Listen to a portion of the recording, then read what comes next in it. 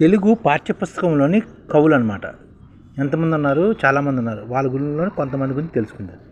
యలకుచి బాలసరస్వతి, కంచర్ల గోపన్న, శ్యామకూరి వెంకట కవి, శ్రీపతి భాస్కర కవి, మారద వెంకయ్య, వేమన, పక్కి వెంకట నరసింహ కవి, కాకుర్సు శేషప్ప, ఏనుగుల లక్ష్మణ్ కవి, కౌకుంట నారాయణరావు, పండిత రామసింహ కవి, గంగుల సాయిరెడ్డి. ఇలాంటి వాళ్ళు తెలుగు పుస్తకాల్లోని ఈ కవుల గురించి రాస్తుంటారు. ఈ మనం తెలుసుకుందాం ఒక్కొక్కరి గురించి. యలకుచి బాలసరస్వతి, ఈయన నాగర్ కర్నూలు జిల్లా జటప్రోల్ సంస్థానీసుడైన సురభి మాధవరాయల ఆస్థాన కవి అనమాట. యలకుచి బాలసరస్వతి అన్న ఆయన జటప్రోల్ సంస్థానీసుడైన సురభి మాధవరాయల ఆస్థాన కవి. మల్ల భూపాలీయం శతకాన్ని తెలుగులో మొదట త్రైవేద్యకారమైన రాఘవ యాదవ పాండవీయం కూడా రాశారు. భర్తృహరి సంస్కృతంలో రాసిన సుభాషిత త్రిశతిని తెలుగులో అనువదించిన తొలి కవి ఈయనే. ఈయన రచన పాండిత్య స్ఫోరకంగా ధారాళంగా ఉంటుందన్నమాట. యలకుచి బాలసరస్వతి యొక్క రచనలు చాలా విశాలంగా ధారాళంగా ఉంటాయన్నమాట. ఈయన భర్తృహరి సంస్కృతం రాసిన సుభాషిత త్రిశతిని తెలుగులో అనువదించిన మొదటి కవి యలకుచి బాలసరస్వతి. ఇక రెండు ఆయన కంచర్ల గోపన్న.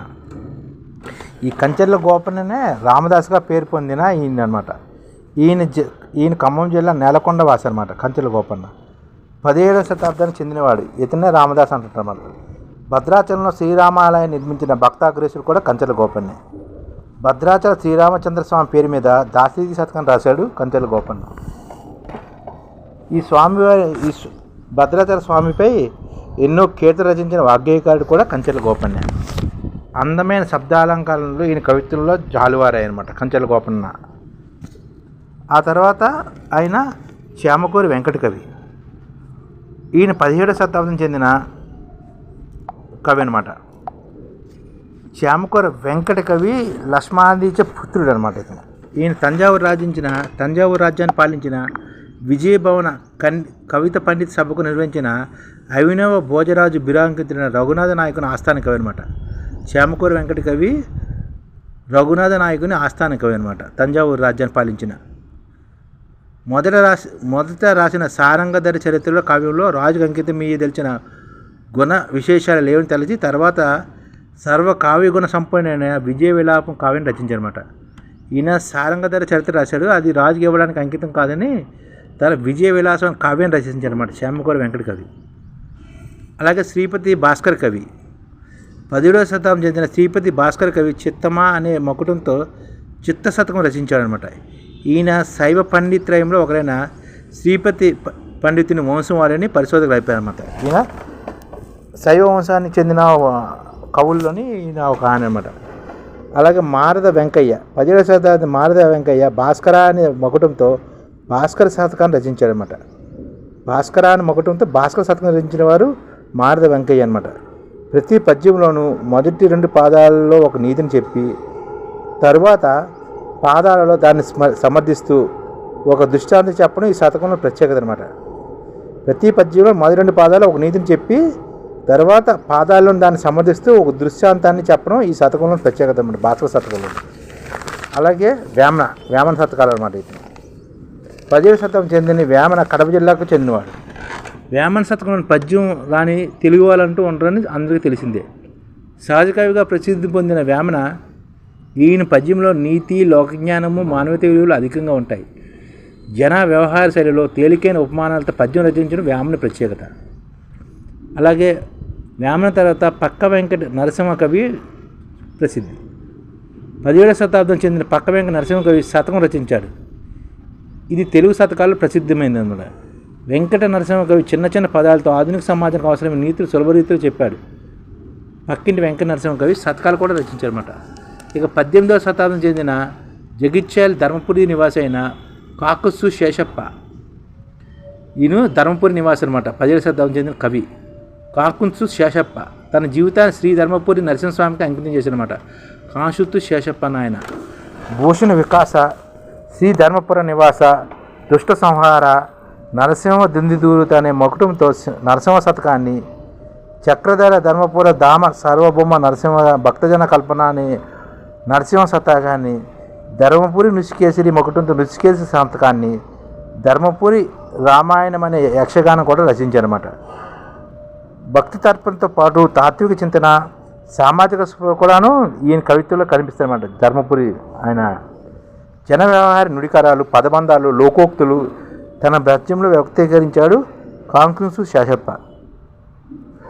తెలంగాణ ప్రాంతంలోని జానపదులు కూడా నరసింహ శతక పద్యాలు అలకోగా పాడుకుంటారన్నమాట. ఈయన నరసింహస్వామి శతకాలు రచించారన్నమాట. అలాగే ఏనుగు లక్ష్మణ్ కవి 18వ శతాబ్దం చెందిన ఈ కవి సంస్కృతిలో భర్తృహరి రాసిన సుభిషాత తీసిన తెలుగులో అనువదించిన కవులలో ఒకడు. ఈయన 14 సంవత్సరాల్లోని పెద్దాడ గ్రామవాసి అనమాట. సుభాషి రత్నావళితో పాటు రామేశ్వర మహాత్మ్యము, విశ్వామిత్ర చరిత్రము, గంగా మహాత్మ్యము మొదలైన రచన కూడా చేశాడు.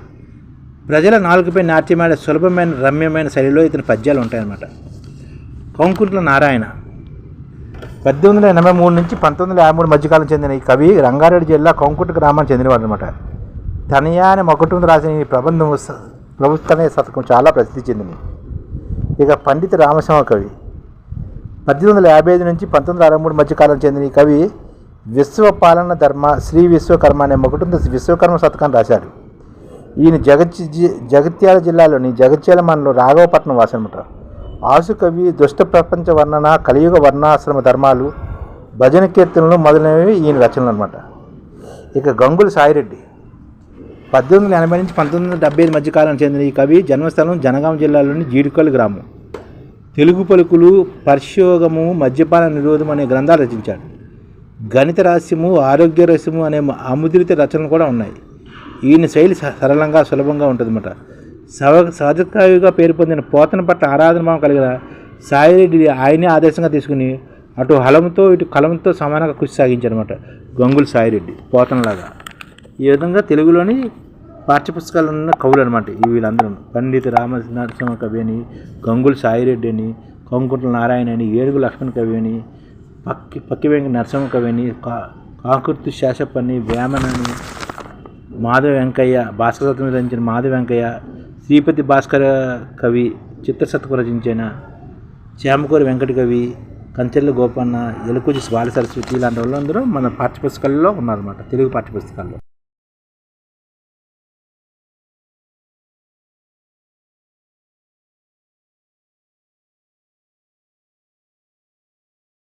ఈ ఛానల్ ముఖ్య ఉద్దేశం ఏంటంటే మన తెలుగు రాష్ట్రాల్లో 1 కోటి మందికి సంఘటిత రంగాల్లో ఏ విధంగా ఉద్యోగాలు ఇవ్వవచ్చు, కనీస నెల జీతం 30,000 వరకు ఏ విధంగా ఇవ్వవచ్చు, ఏ విధంగా చేస్తే ఉద్యోగాలు సృష్టించబడతాయో వివరిస్తూ ఈ ఛానల్ వీడియోలు వస్తాయి.